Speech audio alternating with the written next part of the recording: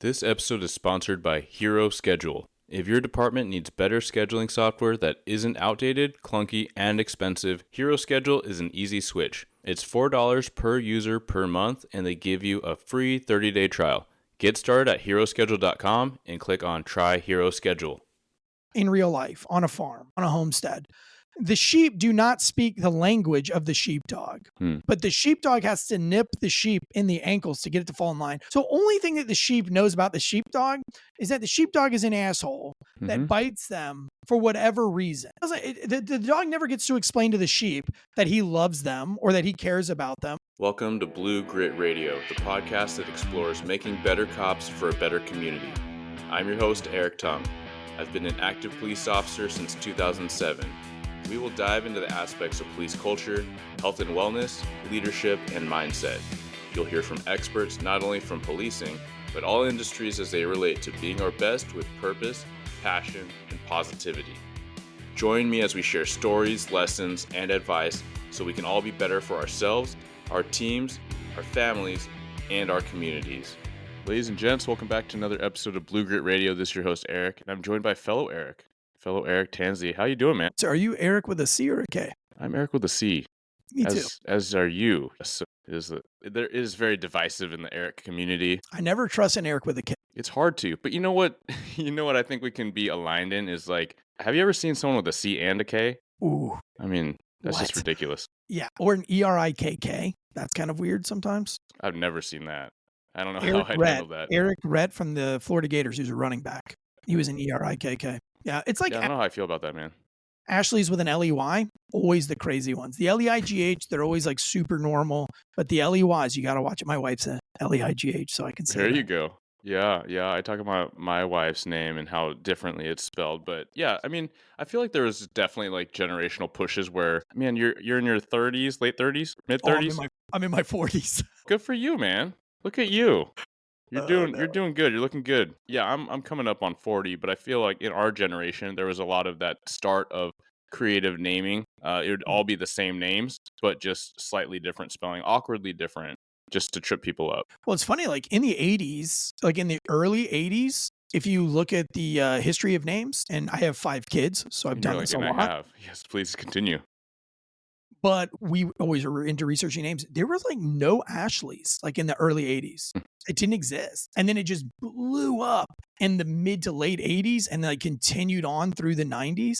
But it was wild. And like Eric was kind of an uncommon name too. Yeah. In the early 80s. And now it's kind of blown up. So it is kind of weird that like, but you know, like if you looked up Aiden or Caden or Jaden in the 80s, it's like zero. Like zero people were named Aiden, Caden, or Jaden. Now it's like every single kid at the park is some kind of an Aiden of some sort. Yeah, Grayson. What are all the super popular names? Finnegan, Harper. you know. Yeah, it's like, and those are kind of classic. Like, you think of those as classic names. Like, you'd read it in, like, literature from the 40s and 50s.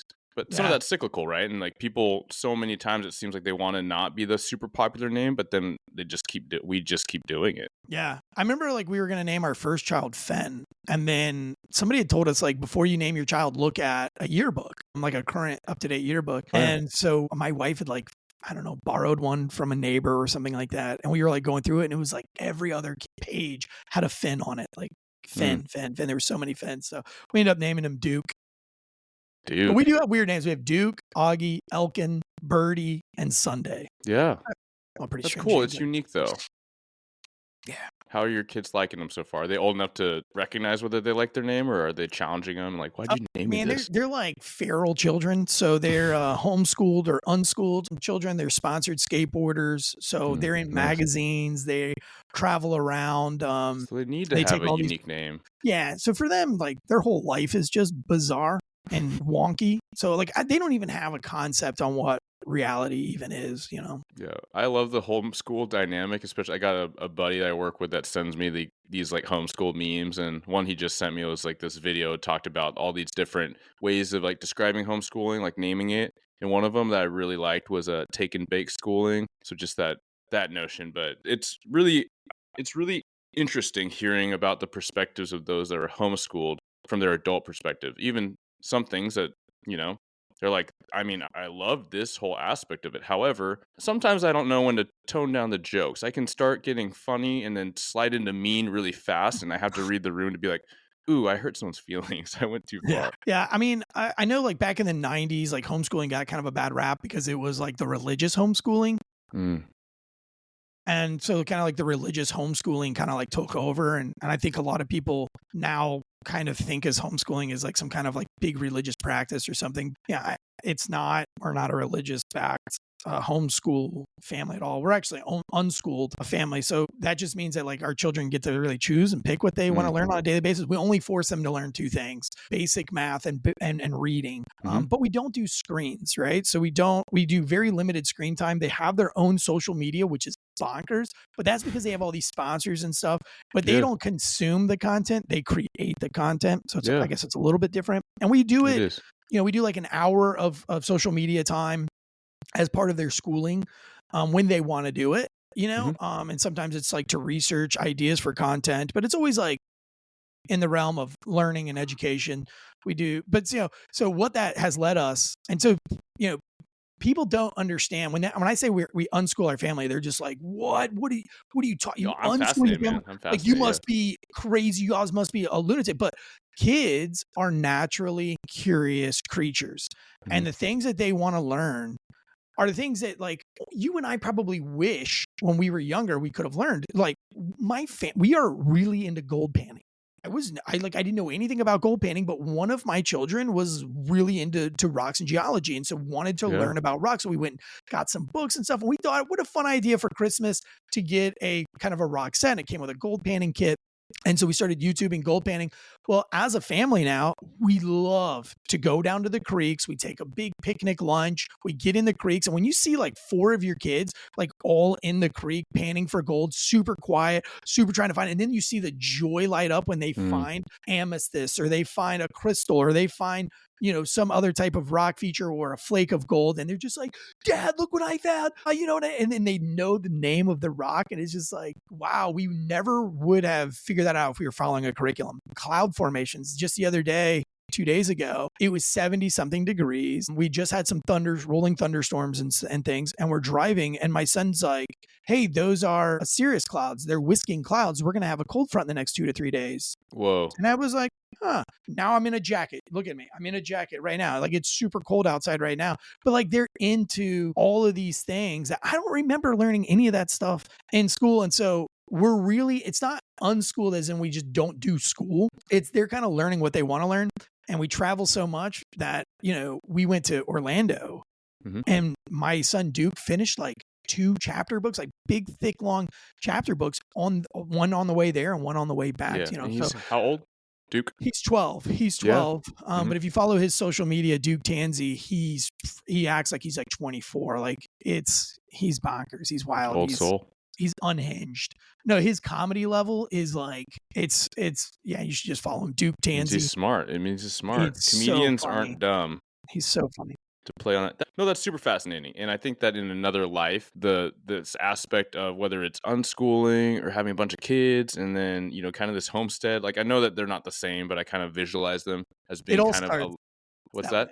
Yeah. So like I'm very fascinated. I'm very intrigued, and I'm very interested for those that do that. I love a lot about it. I think that like the romantic nature of a lot of it makes a ton of sense. And I think that what you're saying, what you're sharing, that's exciting for me is something that I found in adulthood, unfortunately, but that's what, we should want to nurture for our kids, which is that, are you learning something to actually learn, or are you learning something to regurgitate on a test and not retain it, right? Because as you're talking about weather and gold painting, I learned about the gold rush and outfitting and like history, and then I learned about weather, but I can't recite these things because I didn't learn it because I wanted to know it. So I wasn't learning it for the sake of learning. I was just learning it to have the information that I either retained or I didn't. And we could get into like the school systems of like kind of training factory workers. And yes, my daughter's in the public school system. I think that we would look at things very differently depending on where we lived or if we had more kids. But a lot of that's just, she does really well in it. But I see a lot of folks, and I know a lot of folks whose kids don't do great in that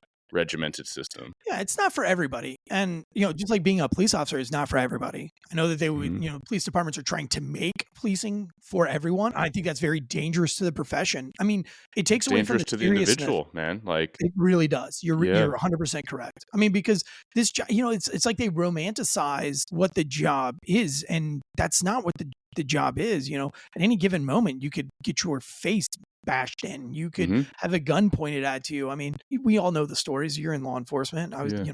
Your listeners mostly are in law enforcement, so we know. But as far as like homeschooling go, when I was a police officer, I was so consumed with being a good cop that I was a terrible father and probably wasn't the best husband now that I look back at it either. And I didn't expect to get out of law enforcement. I thought I'd be in law enforcement forever. So I went straight from the Army to law enforcement. And I thought that was my only life, right? Because I'd been in the military since I was 19. I deployed to Afghanistan in 2005. And just like my whole life was kind of in that atmosphere. And then I become a cop. And so my mindset was still there. And it was all about like, what can I do for others, right? And I was going to work 2 hours early to work out. And then after my workout, I'm meeting with some detective over some kind of case. And then I'm going to dinner. And then I'm starting my shift. And then I'm working late. And then I'm coming home.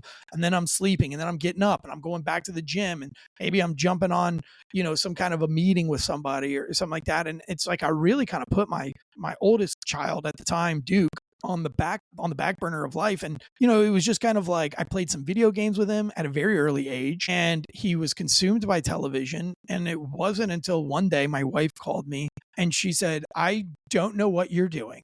I don't know if you're working or you're working out or whatever it is. You need to come home right now and deal with your son. And I was like, she didn't say our son. She said your son. And I knew something was wrong. Yeah. And so that was the first time I'd ever like left work. And I went home and he had locked himself in his room. I think he was like 4. And I was like, you open this door right now. And he wouldn't open the door. And then I would try to unlock it and he would lock it back like immediately. So I was like, what, dude, I'm not taking this. So you're not getting calmer. That's for sure. Right. So I kicked this door open, and like I rip out the computer box from his room and everything. It's just a big mess, man. It was ugly. And I threw away all of his electronics and stuff, and he was a little bit overweight at the time and, had the nerdy haircut and everything like that. And just nothing was working. He was very disobedient. And I remember just kind of like going back to work and feeling like such a failure. Like I was like, what? Like I'm the guy with a terrible kid. Like, oh my God, like I get called to those houses. That's not my kid. Like I go and fix other people's kids. And I knew like I had to do something drastic. And my family, we did, man. Like I talked to my wife about it. It was really a blessing being, leaving law enforcement when I did. But I was still in law enforcement when I decided with my wife and I was like, what do you want to be good at? Do you want to be good at being a cop or do you want to be good at being a father? You have to choose. You can't do both. You're either going to be a really good father or you're going to be a really good cop. But right now you're a really good cop and your family's not doing great. We're not doing hot. And, I said to myself, dude, like I want to be a great father. I would much rather be a great father and a great husband than a great cop. When you leave a police department, 3 months max, they'll never remember your name. Right. They won't remember your name. Your kids are going to remember your name though, forever and ever and ever. And so that was it for me, man. Like I stopped listening to like Jocko and all these other podcasts about like being your best self. And I just started applying what I'd already learned from those guys into like being a good father. I'm going to wake up every day and instead of trying to get this CrossFit body and trying to be this and that, I was just going to be trying to be a good dad. And man, wow, go look at my family. Like it's paid off in dividends. I mean, they're like pro skateboarders and they're like 10 years old. They're like famous. Yeah, I love it, man. And this is a theme we hit on a lot from different angles. And I appreciate you sharing that story, for the betterment of everyone. But we can all reconcile with that in some degree. And I venture to guess that most people that'll be like, okay, cool, that's not me. Well, it probably is to some degree. And you can probably feel the times it has been. And if you're in this job, if you're in first responder work or you're just that high drive individual, it'll probably happen again unless you think about it. And like, I'm going to raise my hand alongside everyone else there. Like it really freaking hurts. It really stings when your loved one says to you, I wish you sounded and lit up the way you do when you're like getting a call from one of your guys and coaching them through something that they're going through, right? Something that's really hard for them. I wish you showed up with that energy sometimes for me or our kid, right? And so I'm the wellness guy. I'm the this, I'm the that, I'm the peer support guy. But because a lot of times I have so much confidence and so much admiration for how capable and strong and driven my wife is, I don't give her the attention where I really should, right? And so that is my own admission so that we can recognize like it's so pervasive and you're absolutely right. You can't be the best cop and be the best dad or be the best mom. You cannot. You can be a great both, but you have to be intentional. You have to balance and you can't just keep pulling out more and more bandwidth. Like it's not this unlimited energy supply. It just isn't. And so I love that, man. And I reflect on my whole growing up. I always wanted to be a dad and a husband. I didn't grow up wanting to be a cop. So like that's where Right. my dreams and priorities are and where they need to be. Yeah, I mean, just imagine, like I always tell cops on my show and when I meet with them in person, I was like, spend as much time planning your day off as you do planning for court. Mm, Like if you have court on Thursday and you're already thinking about court prep on Tuesday and your day off's on Friday, then how about Wednesday you start planning for your day off? And that helps out a lot. And that's where I started because when I had a plan for my day off, I didn't squander my day off. If You- you don't have a plan for your day off, what happens is you sleep till 1, then you wake up, then you sit with your robe on. You might like say hi to the kids, you eat breakfast. Now it's like 2:30 in the afternoon. It's kind of too late to do anything. Whereas if you're like, dude, I'm going to get up at 12:30, I'm going to take a shower at 1:00. Kids are in the car and we're going to the park. We're going to go to this museum. We're going to go do this, this, and that. And then you're home by 3:30 or 4:00 and you didn't waste your whole day. Whereas if you didn't plan 2:30, you kind of start to think about wanting to do something. By the time the kids get dressed, it's 3:00. It's getting dark by 5. By the time you drive somewhere, it's 4:00. Now you're in rush hour traffic and you just don't want to do, and you end up not doing anything. So it's like I always say, a good place to start is have a plan for your day off and make sure that your day off's plan isn't watching some football game, unless that's what your whole family's into. Make sure unless your that's, like, day the off plan game. is. Yeah. Yeah, how crazy is that, right? We live this whole life like dedicated to law enforcement, and then we have to take that Sunday to be obsessed with 4 or 5 hours, 6 hours of sports. Yeah. I'm not a sports guy, and all my close friends know, sports ball game. And like I do, everyone has their thing, but I think that what I'm getting from what you shared that I love thinking about is intention, right? So it's not like you can't chill on your day off, your first day off, you're beat, right? But let's like know why you're doing it and have some intention behind it, right? So it's not just I'm just going to chill on the couch. Well, that becomes doom scrolling and watching some show that you actually don't give a crap about and you feel dumber after watching it rather than the other day I felt super low. I had a lot of really frustrating things happening with work, and it's neither here nor there, but I just didn't feel great. But I knew that I had a sliver of time from dinner to bedtime with my daughter, and I was like, she is going to go to bed pretty soon, and I'm going to have a lot of hours to stew and gameplay or journal and get my frustrations out or figure out like how I make tomorrow a better day or this moment a better moment. But all you gotta do, dude, is keep a decent attitude. Don't get impatient. Don't make your crap her crap, and just read to her with a smile on your face and have a nice, calm bedtime. And tell her that you love her, and send her off into dreamland. And then you can deal with your personal BS, right? And I remember thinking so rationally about it, but then later, as it was happening, and like we were having some laughs, like reading her silly book, and I was like, "Cool, it's working. You're not transposing all your drama onto her." Because yeah, I do. Like I could literally bust my phone out on the day off, look at some work emails just to make sure there's no fires, and then instantly I feel my physiology changes, my mood. I'm short, I'm impatient. She's kind of messing around before she needs to go to school. Like I feel it. And so that's a real thing. And I'm sure it happens to all of us. I have a friend right now who SWAT team was involved in this big officer involved shooting, but just the top cop, dude, just awesome top cop, the best guy. Slipped up on social media. He made a comment that said, June 19th is a made up holiday, but it's always been my birthday. You're welcome for your day off. And so he ends up he forced to resign basically, or forced to retire because of this post. They made a huge deal of this post that didn't go viral or anything. The department decided that they had a problem with it. They made a huge deal of it. And, this was his whole life, was law enforcement was his whole life. And he and I talked a whole bunch, and, now he's at home and he's working with his kids. And I was just over at his house this weekend. He's just like, dude, not being a cop, I had no idea how much I missed of my family and my kids. I had no idea what world I was missing. And he and I talked, and I was like, dude, we have one chance to live on this earth, one chance. And law enforcement, particularly, teachers kind of fall into this camp too.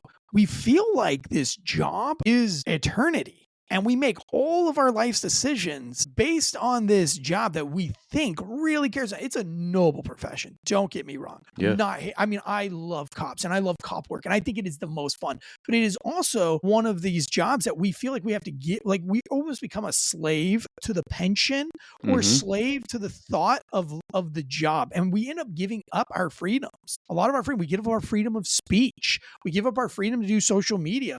We get our freedom to have like friends, like the people that you get to hang out with and do things with. So there's a lot that you sacrifice for this job that doesn't really sacrifice all that much for you. And I think that we as a culture allow it to get worse and worse. COVID was a great example. We allowed these police departments to tell you that you had to get a vaccine or you were going to be fired, knowing your constitutional rights to question your religious exemptions, that your departments were like, no, you don't get a religious exemption. We're going to make it absolutely hard on you. And we none of us pushed back. Everybody was like, I love my job. We get vaccines all the time. If you're willing to do that, if you're willing to sacrifice your own freedom, what are you going to do when that job requires you to take away the constitutional freedoms of somebody else? Sure, yeah. Are you going to cave to that and bend to that? And I think it's really important. It's an important time in the profession that we have to really deep dive and ask ourselves, where's our line, right? Where are we going to draw our line and our freedoms in this job? And where are we going to draw our line to when we say, okay, no, job, this is more important to me, and not this job. And that's important because as you go up the ladder of success in the police department, you're going to be giving more to the department and leaving less to your family, giving less to yourself. And you need to know what your limit is and have those limitations. Say, well, you know what? If I can't be captain because I'm not willing to sacrifice this and this, and I don't want to give up this time or, being the coach of this, how many cops do you know used to coach, but they don't coach anymore because they had to take this night shift job because it's a sergeant position. Yeah. They didn't have that line drawn in the sand, chasing that extra $5,000 a year or whatever it is was more important than the coaching position. And so I just think we have to, as a culture, get back to kind of taking back the police department that you don't own me. The badge doesn't own me. Yeah.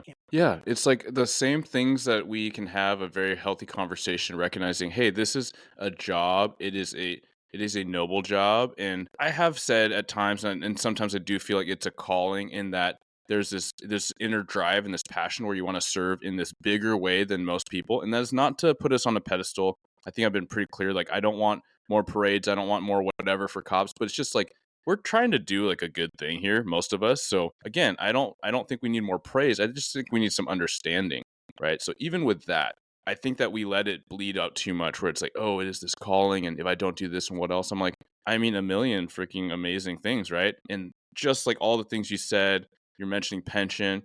I have a buddy he's like, man, it's so hard to walk away from the pension. Like I make, that's free money. I'm like, no, it's not. You still have to give your time to do a job that you may or may not want to do to get more and more pension that you may or may not live to accept and receive if this is, burning you out from the inside, right? We've all talked to those really burned out cops that say, man, I don't know what else I would do and make this kind of money.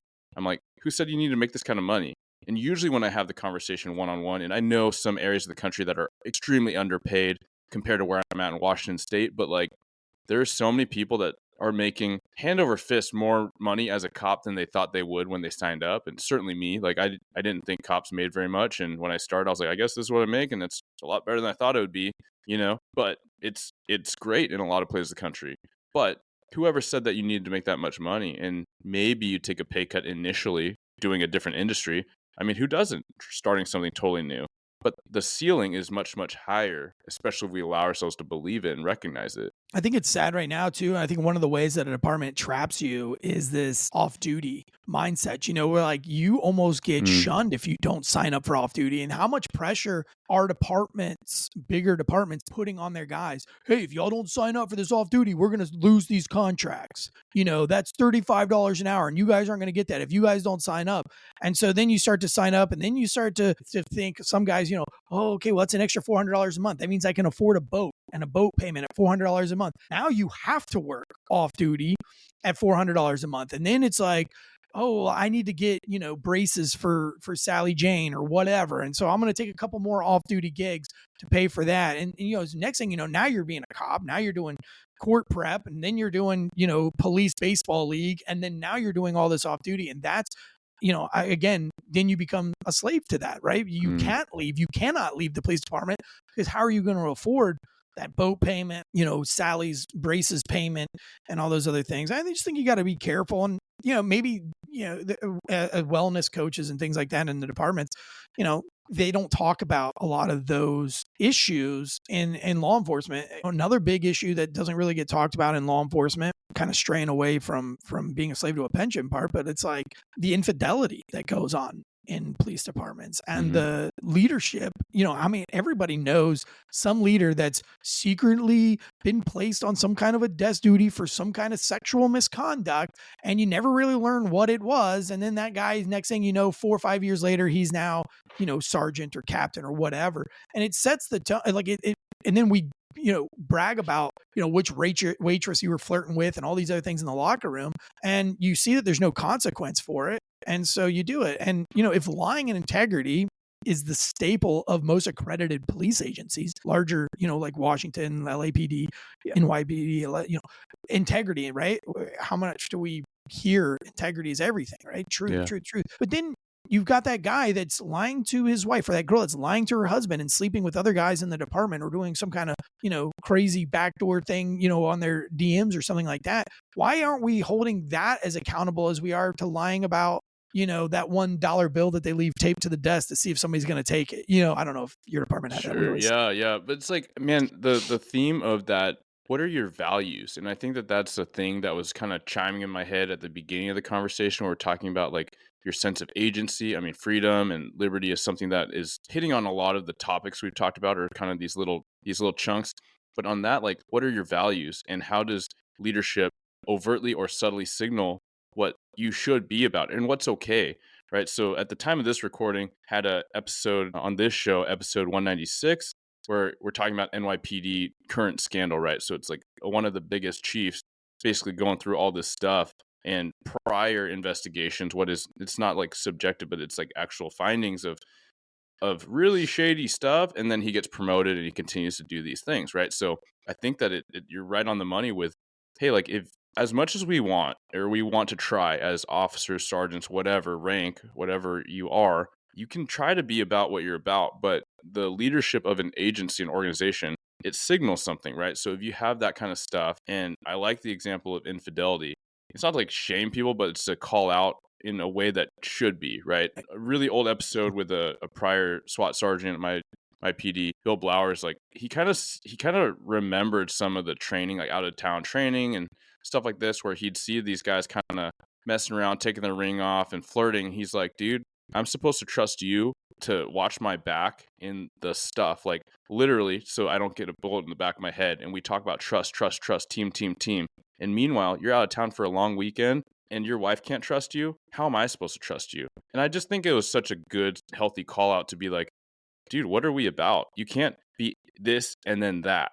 Like, how you do one thing is how you do everything, how you show up. And so, man, I think that it's probably really uncomfortable for some people, but it needs to be uncomfortable because it needs to be said. And we need to, but we don't I don't know if you guys have in accredited agencies, I believe you probably do, but you have to have those ethos, right? You have to have that mandatory block of ethos training every single year. I don't know if y'all have that, but we did. It was mandatory in-service training of ethos. And you have, normally it was, some woman, you would get up and talk about morals. What's the difference between morals and ethics, and what is ethical and what's moral? And, they give you this hour thing every single year. They say the thing, but they never once talk about infidelity or sexual perversion inside of the police department. And what's one of the number one things that gets everybody hemmed up? It's that. I mean, it's always somebody's always getting in trouble of some kind of domestic dispute with a coworker or something crazy. There's always something going on in a department when it comes to that, but they never want to talk about it. They never want to bring it up. And I think it should be brought up just as anything else. And they don't do it in the military enough either.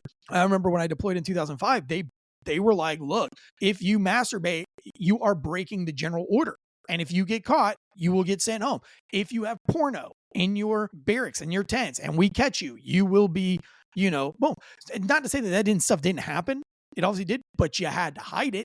and nobody was out in the open bragging about it. Everybody was trying to keep it tight-lipped. Now, but we also didn't have like these crazy sexual assaults going on in bathrooms and things like that you hear, in 2010, 2011. You hear these crazy stories on these deployments, and I'm like, oh my gosh, if you even thought about that in 05, you would have been sent home. There was a fear of being sent home. So at least there's, that fear keeps you accountable somewhat. Again, it doesn't, it'll make you at least not go out on your SWAT trip and take your wedding ring off in front of everybody. You would have to, do something like that after hours, but yeah. Yeah, I think that we're going the right direction and that people are actually talking about it. And what I mean by that too is beyond cops. I think that there's more and more cops just saying like, hey, like, I'm not saying I'm perfect, but we should be about something better. Like we should be about something that helps our actual family and like our actual like goal in life beyond the rigmarole of the job or the stress that comes with that. Like, how do we actually manage that stress? And I appreciate there's a lot of clinicians, like first responder clinicians, counselors, therapists that talk about why do we seek this risk seeking behavior, right? And so to understand some of like the stress and how you just get numb to so much stuff because you have this adrenaline and stimulus overload. And so you start kind of flirting literally at times with disaster, right? So it's somebody at work or kind of inappropriate relationships or just freaking driving too fast on, time off, just doing these things that categorically aren't serving you and it doesn't serve the purpose. You're just trying to feel something. But when you do feel that inclination, that should be a sounding alarm that you need to look at your life and figure out how to manage it better, right? How to manage the stress, how to circle back on your values. Like, what are those even? Right. And just to do the exercise and write down, like, what are my values? Like, what do I want to be about when I'm in the uniform and doing this job? And what do I want to be in my life period? Like, it's not just the uniform. I have to recognize that. And that's something that's really hard to grip with. And maybe we could talk about that because you've experienced in a way that I certainly have not. Right. But I know that one day, whether it's in 12 years or whether it's in 2, I'm not going to have this uniform on anymore. And I got to deal with that. And I got to be right about that. Like, I want to be at a point where whenever that happens, I'm not just like, oh crap, this is terrible and really scary. But I want to be excited about all that brings. I mean, like I said, when I found out I wasn't going to be a cop anymore, I was devastated. I was like, what am I going to do? This is all I know. Police testing and hiring guide that's live on the website. Really, this is the culmination of everything I've learned about police testing. It's about understanding each stage in the game so you can present the best way. In my guide, I go in everything about the hiring landscape right now, how to develop your mindset, what to expect, and how to show up. So it's about knowing yourself well, like identifying strengths, weaknesses, how to conceptualize this, how to articulate this, and then going into the test itself. So just show up the right way, your best way the first time. Again, you can find that at bluegritwellness.com. Go to the shop. So it's bluegritwellness.com/shop. And you can find most of my tellings in this really funny book called Pig Latin, a seriously funny true story. Nice plug. Comes out August 26th, but I will tell you, man, I love being a civilian. Oh my gosh. I make more money now than I made when I was a cop, but I'm just generally just happy, like just being with my family every day. Talked about homesteading, man. Like I drink raw milk. I have, it's illegal too to drink raw milk. It's illegal. Yes. Yeah. And I have illegal home births in the state of North Carolina. If you get caught trying to help a woman have a birth outside of the hospital, you get a felony impersonating a healthcare provider. Oh my goodness. So you can't have a midwife or a doula that's not approved by a doctor. So we have illegal home births in our home, which makes me feel like a criminal. It's kind of funny, but we drink raw milk and all these other things. Yeah, you're bootlegging dairy. But family has really become like my whole life. My whole life's focused right now, and that's again something I didn't plan on. And I did go through a period of like, oh no, like I lost the police department. But I found a lot of other things, and I like it. And my podcast is called Failure to Stop Podcast, and it was originally started to say the things that cops couldn't. The Black Rifle Coffee Company had a podcast network called Drinking Bros. They still have it. It's great. And they hired me during the George Floyd era to come out and kind of explain these cases from a police perspective. Yeah. And I do that in a very comedic way. And that's why they hired me. And so it was politically incorrect, but it was in a way where all these civilians and people who didn't like police from all sides of politics would be messaging in, and they would be like, any given day I could be considered a left-wing nut or a right-winged racist. And it just depended on what side of the case I took on. But everybody was like, wow, I didn't understand, or I didn't comprehend why the cops did that, or, that it's not a conspiracy theory, or that the cop's not fat and out of shape because he's out of breath. We didn't understand that it was adrenaline taking over his body, and that's why he's out of breath. Just all these like nuances, and the show has like a cult following still to this day. It's 4 years old. I don't know. We're probably somewhere around 700 episodes, almost 700 episodes, and of the case breakdowns, and it's been really great. So I've always been close to law enforcement, even though I've been out, and we do live shows all around the country, and we go to these bars and we put up all the speakers, and so I get to talk to cops all the time. And that's one of the bigger things that I hear from cops is just like, what's it like to be a civilian? We forget until we come to one of your live shows, and we get to just we get to be cops, but we get to be civilians too. And I think that's important, man. You got to have civilian friends, and that's hard, right? Like nobody wants to hear that. Yeah. Why do you think like cops don't want to have a civilian friend? It's vulnerable, man. Like it's like I've distanced myself, right? Or they've drifted away and I let it happen because they don't get it, or I don't want to get into it, or these people get me, right? But then you're not always going to be these people. Your key card's not going to work one day. Yeah. Man, you hit on a few things there that are so critical, right? Like I came through Academy in 2007, and they're saying live outside the blue world, and I'm like, yeah, okay. And I felt myself like drift away from some of those friends, and I'm happy to report that I have intentional meetings with those friends, like my college buddies that will be my friends for life, and I got cop buddies that I'm going to be friends with for life. Some are cops, some aren't. The point is, like, you have these bonds, but they extend beyond like your vocation or your whatever identity. Oh yeah, we were in college together. Like that's a little identity badge, right? That's a little little community. But like you need things that transcend that.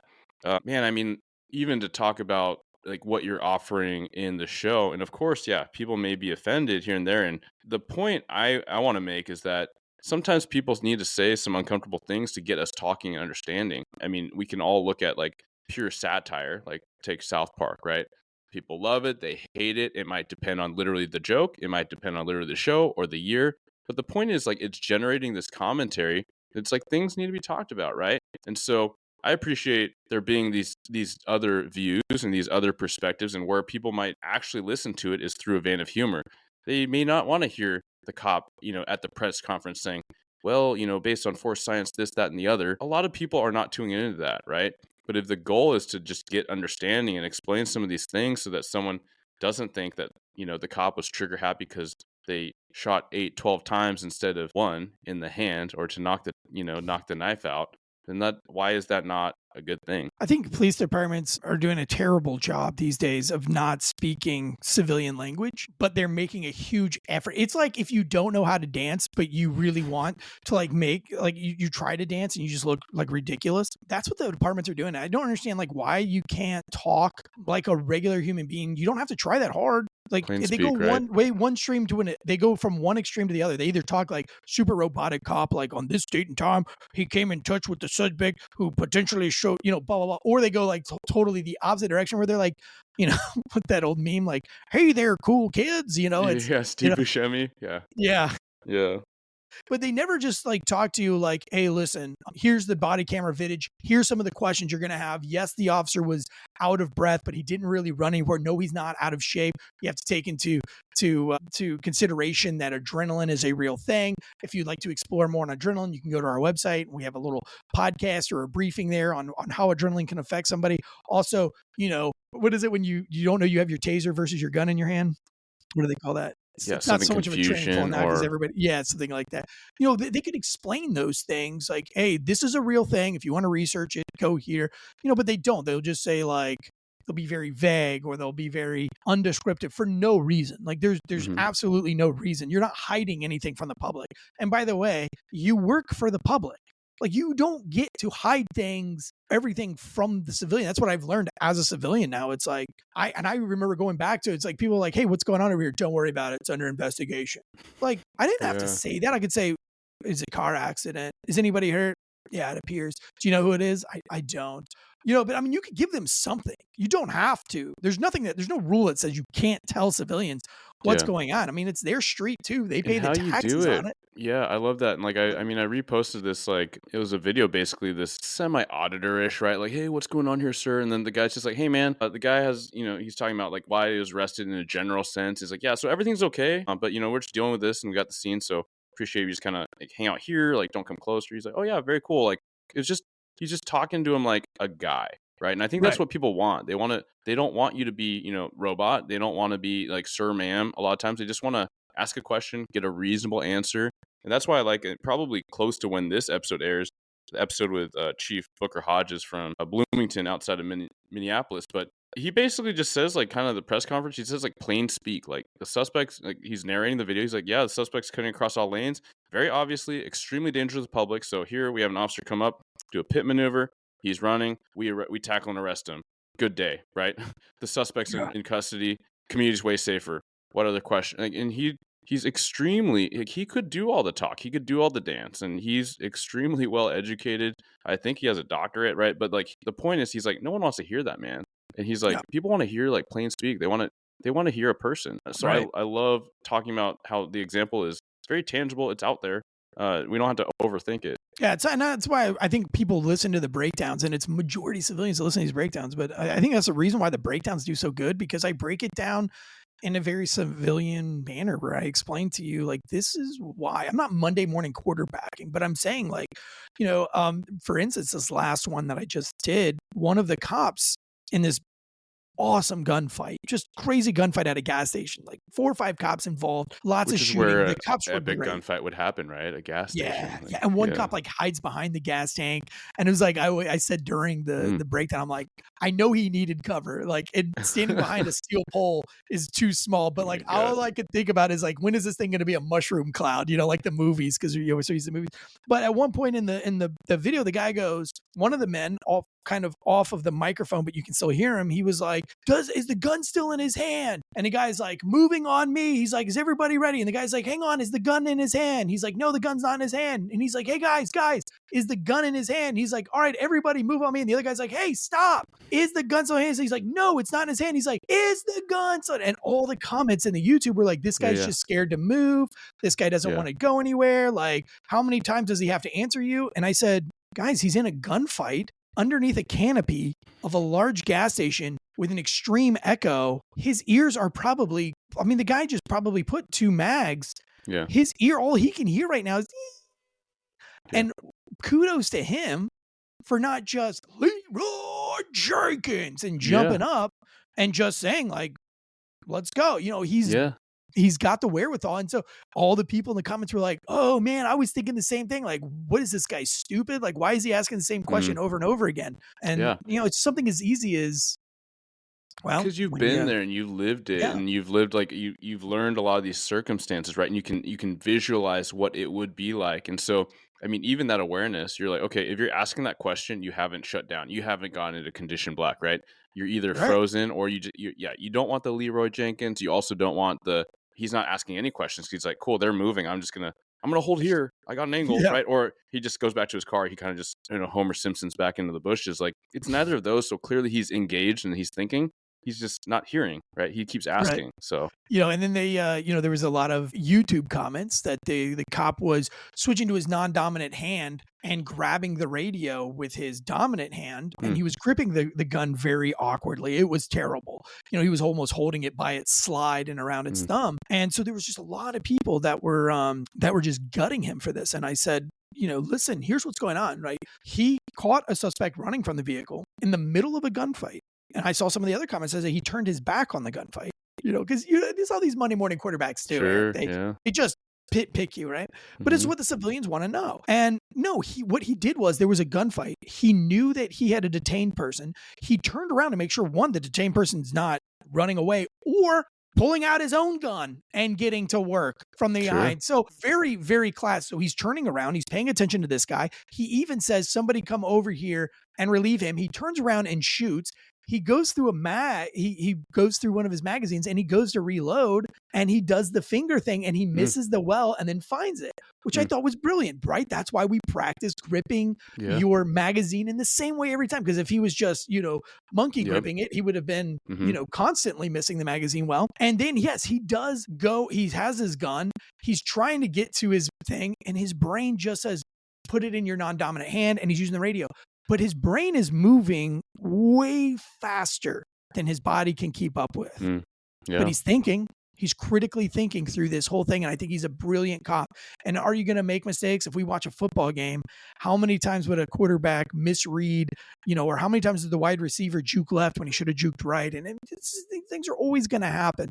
But when you break it down to the civilians like that, they're always like, I never thought of that. At the end of the day, I want my cop, whether he grips the gun right or wrong, I want him still making a decision I don't need to be using my dominant hand. I need to have my gun still out. You know what I mean? At least he's, like you said, in the fight. Yeah. And there's so much you make the differentiation civilians, but we know cops can be just as bad, right? Like, I would have done that. He should have done that. I liked being a younger officer and a guy that he said, and I don't think he was in a shooting at the time. I think he since has been, and I since have been, but he kind of caught the room. He's like, you know what? You can say what you think you would do. You could say what you would like to do or what we train to do. Don't say you would have, because don't say that you would have in a case that happens in our police department or that video online in some other state somewhere, because you don't know until you know. And I appreciate that, because we can train, and you might have the most dialed in, like they spend multiple hours a week, maybe a month or whatever, like doing all these things. And yes, that training will do something, likely going to affect them in a positive way to react a certain way, but we don't really know, right? And so I've said multiple times with my shooting, like there was a surveillance camera, and I recall, right, being in the shooting, this propane tank exploded and I got some burns on me.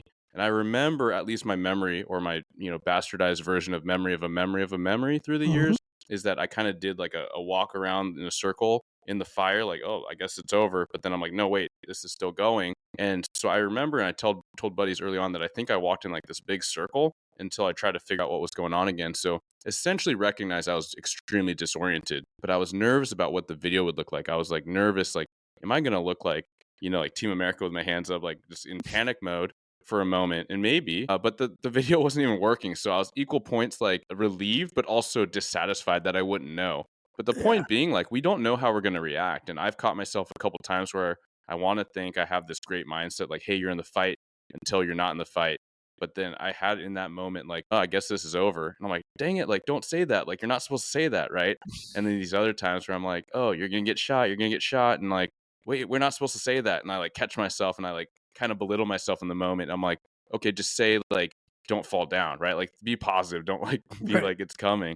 But it's just the human brain. And I love how you recognize and you help us recognize, like, you're going a mile a minute, but then physiologically what's happening, and it could get really gummed up. One thing I wish I had when I was in law enforcement that I have now that I don't is mixed martial arts and Brazilian Jiu-Jitsu and Muay Thai. And I try to train 4 or 5 days a week. I will say that training Brazilian Jiu-Jitsu trumps going to any other kind of gym. If you're going to waste any time, you should be, as a law enforcement officer, train Brazilian Jiu-Jitsu. And the reason why is because, like you said, you don't know like what's going on in the moment or how you reacted and how you're going to react. And like, even in Brazilian Jiu-Jitsu, even if you're sparring every single day, what you eat affects how you spar, what you have going on at the house, how I podcast, how an episode goes before I go train affects my sparring. I can go and if I'm up early, my diet's on point, I haven't had any alcohol in a few days. I drink alcohol very rarely at this point, but let's just say it's like a birthday party and I go out and I drink the night before.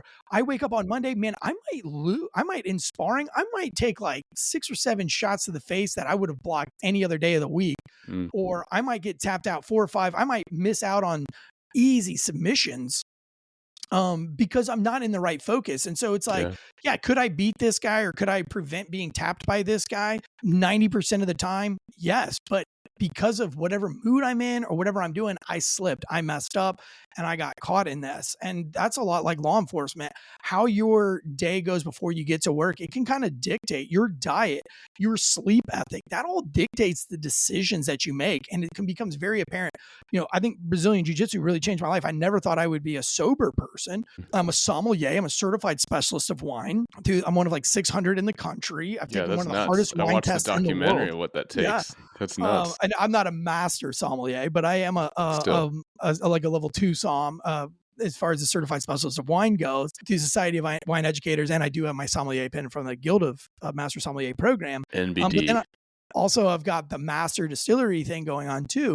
And I never thought I would be a sober person. Like I've never been an alcoholic, but I've been studying beverage for over 20 years. And with Brazilian Jiu-Jitsu, it's like, I don't know. I'm obsessed with being better every day. I'm down 27 pounds since I started jiu-jitsu. I watch what I eat all the time, not because I care about what I look like, but because I don't want to lose. You want performance tomorrow. And you feel it. I want to be better. I want to figure this game of chess out. And man, I wish I had this before I was a law enforcement officer, because I would have been 1,000 times better of a cop. I would have been a better person. My wife says, you need to go to jiu-jitsu today. Like, she'll get those things. She'll be like, you need to go to jiu-jitsu, Nice. or something like that, because she knows I'm a better person. Yeah. There's just something about that, that makes it kind of easier to do these case breakdowns, because you do such weird things under adrenaline and under pressure versus when you're trained on something. And I think like how it relates to law enforcement is, I know I'm a good shooter. I know I can shoot, and I know I do dry fires, and I know this, and I know these things. But in jiu-jitsu, I know I'm good at, kimuras, or I'm good at omoplatas. I know I'm good at that. But when I'm losing, when I'm getting smashed, when somebody's passing my guard, my brain starts freaking out and panicking, like, oh, I'm in a bad position. I'm not going to be able to hit that omoplata. I know that like sometimes like I'll forget these like minor details and I'll miss it because I get flustered, and now I know I'm not a good shooter. I'm good at shooting a steel target that's not shooting back and it's not running away from me. I'm good at that. I don't know if I'm good when somebody's shooting at me and I'm shooting at them and we're running and we're doing it. And you can only kind of figure that out through the stresses of something like a combat sport, like jiu-jitsu. Even if you train 1 day a week or 2 days a week, those things will really put that into your perspective. So when you are dry firing, I don't dry fire as in like the perfect sight picture, the first sign of light. I literally dry fire now, like trying to quick peek and trying to do all these things that get my adrenaline to go. I might shadow box for a minute and then go to my holster and try to get it. And it's ridiculous and it's nutty, but I'm putting myself in an uncomfortable position. It makes total sense. I mean, you see a lot of attuned trainers do that kind of stress inoculation, or, something as simple as, hey, like jog outside the range and then come back in, right? Just, we're not trying to like do anything crazy, and maybe you do build up to that point when you're at a certain level, but yeah, in a regular thing, you're going to be elevated, and or when you're in your close range shooting, you might have just been in a foot pursuit. That's reality based, right? We've seen it so many times, but I like how you map that out, because even just the attuneness to your own body and your recognition that, I mean, shoot, like, college, I was in a fraternity, I drank a lot, but in the spectrum of things, I drank like moderately, which was ungodly amounts of alcohol. So some of the stereotypes are true. However, I've found myself like even, post-college, like weekends, like going hard, going out with my buddies, like college buddies, cop buddies, right? Like alcohol is such a pervasive, huge part of culture at times, right? Especially in times of mourning. And there's certainly a too much point that many of us unfortunately have seen with that too. But I find myself, I'm not, I do drink still as well, really socially, but I find myself like for almost 2 decades thinking I drink socially, but then drinking less and less each year and being like, no, now I drink actually socially, because like what you're saying, I realize that if I have a few, like I kind of get that, I call it the same day hangover, where you're not actually drunk, but you're just like, you feel the poison in your body, like your brain's sluggish the next day. I'm like, I don't like that. I like being sharp. I like being productive. I don't like feeling that way. I don't like feeling sluggish. I don't like feeling like I'm like literally weak because of something that I drank because it tasted good, like that temporary mouth pleasure or like that buzz.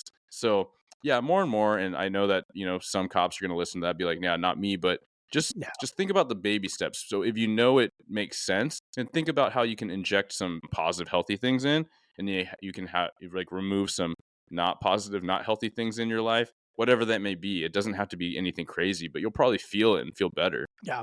I mean, I think definitely departments should incorporate some kind of mandatory Brazilian jiu-jitsu or grappling, wrestling in there. There's just too many life lessons that you learn that cops need to know. How not to panic. You know, there's not very many ways to teach somebody how not to panic. And what a greater way than choking the shit out of them and them having to focus on all the steps it takes to not get choked and to remember those steps. It's very stressful.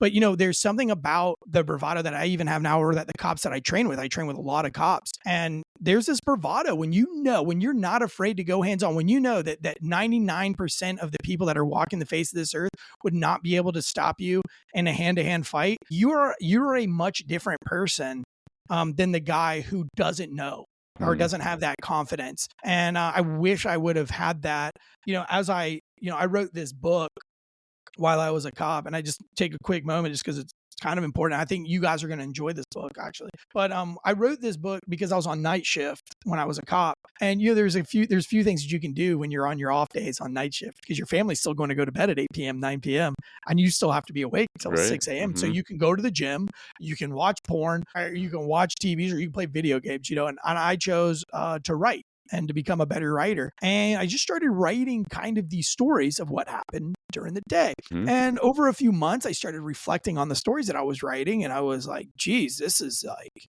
super depressing. Why don't I start writing the stories that we tell in the locker room? You don't go back to the locker room and tell like the boo-hoo stories. You're like, dude, I had this one homeless guy. He tried to run and his pants fell down around his waist, and then all the funny stories. So I just started focusing on writing those stories. And after about 4 years of writing kind of like these goofy, funny cop stories, and they ended up being very reflective of my life. Like, here's what I did. I screwed up in training. I had to sign the shoe of shame because I lost this foot chase. I'm embarrassed. It became like this like diary of making fun of myself. And then one day, like after I wasn't a police officer anymore, after about 2 years of not being a cop, my wife wanted to see these stories that I had been writing for like 4 years. And she came back and she was like, this is the funniest, craziest stuff I've ever read in my life. Like, we should do something with this book. I never expected to get one of the largest book deals for a first-time author from a major publishing house, Simon Schuster. Wow. They fell in love with it. All the reviews that have come out so far are insane. It is literally the crazy. You're not going to like cops anymore, and you're not going to hate cops any more than you already do. So if you love cops, you're going to love them just the same. If you hate, but what it is just this thrilling adventure that's kind of dark and sad, but also very funny. It's not a collection of stories. It is one story from start to finish of being an epic failure as a cop and just always trying to redeem myself. And it's just story after story of me just basically screwing up over and over again. But I think that once cops read this, I think the reason why it got the book deal that it did and why it's the #1 release for this fall is I think that anybody can read it and be like, oh, I'm okay. Yeah. I'm okay. I'm good, because if this idiot can survive that, I'm good. I can relate to all of this. And I think every cop, matter of fact, I was mostly afraid of my canine officer in the police department, because he's, the canine guys, you guys are the most popular guys in the department. Sometimes. If you don't like something, nobody else is going to like it. Right? Yeah. Is that right? Is that fair to say or no? Sometimes it depends. Sometimes we're all types. Yeah. I mean, a couple quotes like of canine come up, but we're kind of like the prima donnas. Yeah. We're like the not SWAT, kind of prima donnas. Right. Yeah. I just feel like everybody likes the canine. Like, even civilians like the canine cop, but they like the dog. Yeah. And then like the dog. Yeah. The dog's partner, the chauffeur, as we are at times. But yeah, man, I love it. I'm so excited for you, and you're doing so many things. Yeah. I was mostly nervous when I gave it over to the canine officer to read it, to just get his review before it was going out. And he called me and he said, he's been a canine handler for 23 years. Wow, and in a big city cop. No joke, man. Lots of work, multiple shootings. I feel tired hearing that. Yeah. Right. Yeah, and I haven't even been doing this for 23 years. Yeah. He was a Marine Corps dog handler first. No way. Yeah. So this guy's got some time. So he called me and he said, dude, I just finished your book. And this was like 2 days after I gave it to him. And I was like, yeah. And he goes, dude, I laughed so hard, but he's like, I got to about chapter 15 and I lost it. I broke down crying. And he was like 25 plus years of doing this came out. I don't know what happened. I've never been to a therapist or anything like that. And my wife sat at the edge of my bed and just held me. And he's like, I was like, I don't know if I was laughing or if I was just bawling. He was like, your book brought out every single emotion that I've ever felt. And he was like, because it's so dark and we're laughing. But then by chapter 15, you're like, these are real human beings that are really going through this stuff. And we as cops are dealing with that. Yep. And yes, it's funny and yes, it's crazy, but it's also real. And he was like, this is one of the most powerful books I've ever read. And now all the reviews, if you go to goodreads.com, you can start reading the reviews, and they're all from like women who definitely probably aren't pro cop, but they're all like, wow, this is so emotional and crazy, and what an emotional roller coaster, this and that. And one of the law enforcement officers that did a review said they're going to put it in their law enforcement library and mandate it for training officers. As not mandated, but like, it's a recommended reading. But I don't think it's ever been done. Like, I don't think everybody's ever told the truth to civilians of what, it's a lot of me. Oh, I solved this case, which they're fun books, man. Like On the Job. I love that book. I think it's a great book. Sergeant Mattingly's book about the Breonna Taylor case. Dexter Pitts, I Am Pitts. What a great memoir. But I don't think anybody's told it from almost like a rookie kind of standpoint, or like a rookie in life thing. I love that because it's the vulnerability that like it gives permission for people to actually grow, and you don't actually grow unless you actually put yourself out there. And with that comes a lot of mistakes. I like to remind people, whenever we have the new batch of cops, right, and people are telling the stories, I'm like, dude, you booted a door in the wrong city with no PC, right? And then like what I did, right? And the things like, I was like, I floored it across like 4 lanes of traffic just thinking like this call was so exigent, where it was really just someone dealing with a drunk person. I thought there was like a kidnapping, right? Like, good thing I didn't get freaking T-boned and smashed, because that could have been a career ender, or really, it's just really bad for the other driver, right? Like all these things that we just have, all these like, someone leaving the car and drive on the freeway, right? Getting a foot chase, and then they have to foot chase their car. Like, these are all stories of like actually really squared away cops at a time. I feel like we have the same book. I feel like you and I are writing the same. And I think that's why it hits probably, for all the people that read it, and I'm excited to learn more. But it's just like, you do all these crazy things in this really crazy world, and there's nothing like police work, having a front row seat, being involved in the circus. But with that comes a lot of that raw stuff too. And so, I'm stoked for you. I'm glad it's panning out excellently. I think that, the canine officer is such a testament. We all know those people that you really want. If it's credible by them, then you're good to go culturally. And then, I mean, the testament from your wife, like if your wife thinks you're funny, then that's a good freaking sign, right? Like she's sitting down reading the whole thing. So it was crazy, awesome, like man. sitting in a meeting with Simon Schuster. And like I had to have an agent. And I don't want to take up too much of your time, but I had to get an agent. They forced me to get an agent. You can't sign a book deal of this size without an agent, without representation. Good thing, yeah. So I end up having a really good agent. He's the agent to a lot of like people that I kind of looked up to and adore in certain ways, like Tim Kennedy and some of these other guys that have written bigger books and stuff. And it was just wild, like sitting there and having this meeting with Simon Schuster as a C- student, and the guy, the senior editor or whatever, he was like, I got to this chapter of your book. It's called Thirsty Lieutenants. And it's basically, I make fun of like young lieutenants in the police department and just like how toxic they can be. But I spent months writing this chapter because I didn't want to be mean, but I also like, and it's hard to make it funny, but like I wanted to give you the anxiety of what it's like trying to make a thirsty lieutenant happy, who's making decisions for the community based on him or her looking good to their command staff. Sure. So I tried to making that comedic and not being asshole, and not, because the last thing I wanted to do with this book was like make any cop look bad.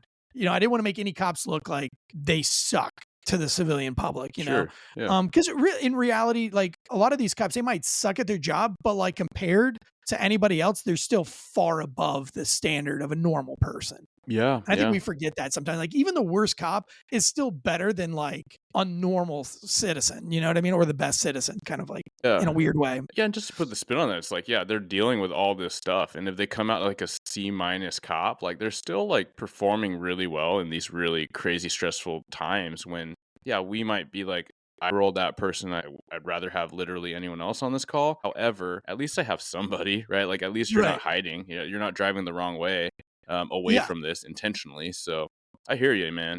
So when I wrote that book, I didn't want to like be that guy. So it is this. I went on this rant in this chapter where it's like all the things that I had feeling in my head where, like you just want to rage on like management when you're just like, you guys are all idiots and I'm the smartest guy in the room and it's crazy. So I do this one rant, but I didn't use any periods, any commas, anything. It's just a run on sentence for like 2 paragraphs. And this guy, this senior editor, he was like, so Eric, we've read your book. It's really good. We're going to take on the book. We want to take this on. We want to take this project on. We're going to get you with a co-author that's going to help clean some of the writing styles up. He's like, the problem is it's going to be very difficult because guys, he's talking to the team. He's like, this book is so poorly written that it's masterfully written. He's like, it's so funny because it's so bad. He goes, young man, where you did that whole run-on paragraph where you're just like angry at management. He goes, I don't want anybody to edit that. Yeah. They actually did edit it, but he said it to me, I don't want anybody to touch it. He's like, that was the funniest,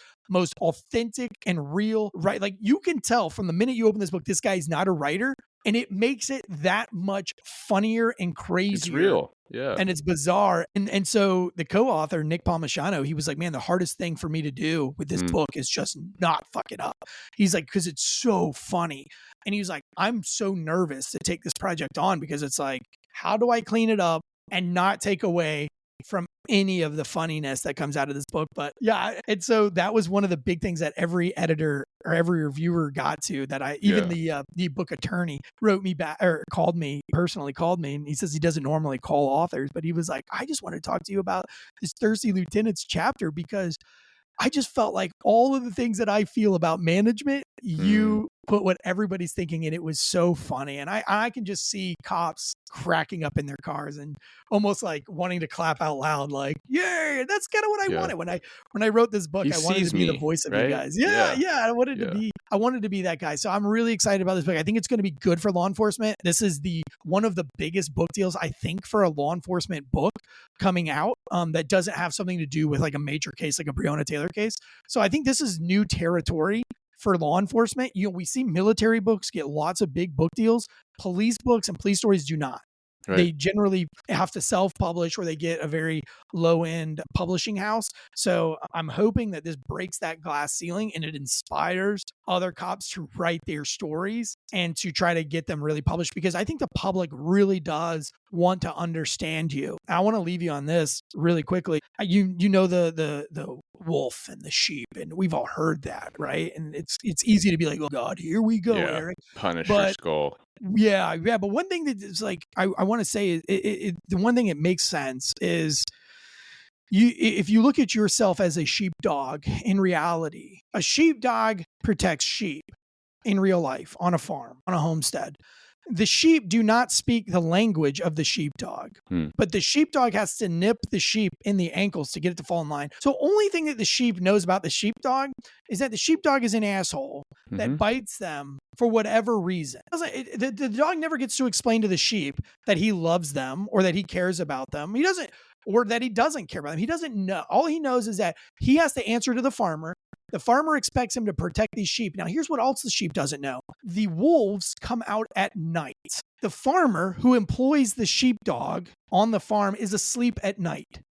The sheep are asleep at night as well. And that dog, the sheepdog, is out at night keeping the wolves at bay. And you don't know. The sheepdog's always got scars on its face, or it's always got nips. And the farmer never knows what the sheepdog did at night. He doesn't know that he fought off 4 or 5 wolves, and wolves work in packs. So if you take out one wolf or you injure one wolf, the whole pack leaves because it can no longer work together as a team. And so they go away.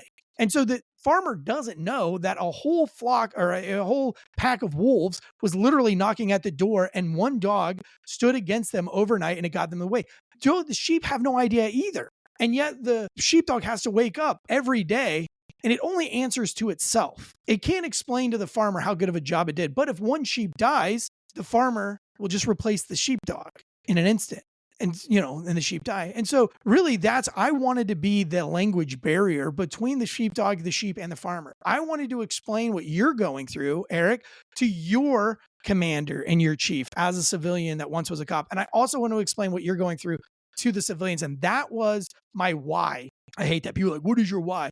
And I had to come up with my why. But that's my why for this book. My why is that leadership will look at this book and they will laugh and they will cry and they will reflect and they will be like, oh my God, I'm in charge of these knuckleheads. What am I doing? Like, this is what they're thinking. Yeah. And I'm guilty of this shit, And I want the civilians to be like, oh my God, these are the people that are, I didn't know there was a pack of wolves out there. I just didn't know. And hopefully this will just all kind of help it make it more normal to explain what you, the sheepdog, actually do, as cheesy as that sounds. No, I think it's powerful. And yeah, you're right. The allegory has been overused, but I like how you use it demonstratively here, because in that metaphor, right, you could have like the farmer could get mad because the dog was so loud, right? Tore up, like just made this big old mess, but the sheep are alive, right? And there's that, we can see how that plays out too. But I think not just the administrators, that myself included, like, you need to actually, it's so hard to remember unless you're actually amongst and talking to the guys and you're perceiving what it was like. Because I venture to guess that a lot of command staff that actually will read that book would say, not only do I better understand what my guys are going through, I'm taken back to when I was feeling this way about my boss, right? So it is that whole picture that we really need to remember and understand. Because my thing is, I try as best I can, right, to remind, it is about collaboration and team, right? We're not all working in a vacuum. It's not just like cops here, union there, admin here, community there. Like, we have one goal, which is like kind of public safety, and we all have a part to play in that. But what better way than use understanding, use these tools, like the artistry of a paragraph with no punctuation, which is like a sergeant like me. I was a notoriously annoying sergeant to work for, punctuation and things, but I own that. But what better way to illustrate that through like this artistry, poetry of how you're writing and really taking someone there. Yeah, it's a lot of fun, and I hope at the end of the day that it just makes everybody kind of happy. I know one of the things also that came from writing this book, or from having civilians read it, they would ask questions like, hey, this chapter where the Mexican dies and, your hand was inside of his stomach. There's a story just in brief where this guy's dying. He got shot in the stomach. And I'm with him in his last moments, and I'm trying to put pressure on his stomach, but I'm trying to also like talk to him, and he's asking, why did he get shot and all these other things. And my hand actually went into his stomach. Like, it was really gross. Like, I looked down, I was putting too much pressure. I wasn't paying attention. And I don't write that in a funny way. I mean, I wrote it in a very dark, serious way where this guy, he was dying. He died anyway. He'd been shot multiple times. But anyway, one of the civilians was like, how much therapy did you get after that call? And I was like, I've never been to therapy, ever. And you don't think about that. Civilians you don't know, Eric, how much you've been through and the minuscule amount of therapy that you've ever had. Not saying that you need therapy or anything like that. I mean, but the fact that like most civilians cannot comprehend what you have even been through, or what any street cop has been through. We don't get therapy. We don't, like, that's not something we do. They have no idea, dude. They have no idea that you have a night like that, and then the next day you're pitching a softball, to your daughter at softball practice. They have no idea. And again, that goes back to the sheep don't speak our language. They don't know anything about you. And then that's what I wanted to paint in this book through humor and no ego, right? Like, there's no ego in this book. I actually, make fun of myself more than probably I should have in this book, but no, that's what makes it good. Yeah. Yeah. Well, I think you guys will enjoy it. Yeah, man. Well, I appreciate so much your time. We covered a lot of ground. All your info will be in the show notes. And is there anything you want to leave the listeners with? No, if you're a young officer, or maybe you're even in leadership, my favorite quote of all time is, be the last person to sit down and the first person to stand up. If you can do that, you will be the best team player. Why? Because if you're the first one to stand up, then you can fill everybody else's water bottle, or you can help everybody else up. If you're the last one to sit down, you can fill those water bottles up. The people who sat down earlier, you can be the guy that goes over to the refrigerator and gets the fork or the knife while everybody else. So be the last person to sit down and always be the first person to stand up. I love it, man. Thanks again. Thank you for tuning into another episode of Blue Grit Radio. As always, support this community by subscribing, giving us a 5-star review, and following, liking, and sharing posts on Blue Grit Wellness on Instagram. You can reach me there or email me at bluegritwellness@gmail.com. Be well and stay gritty.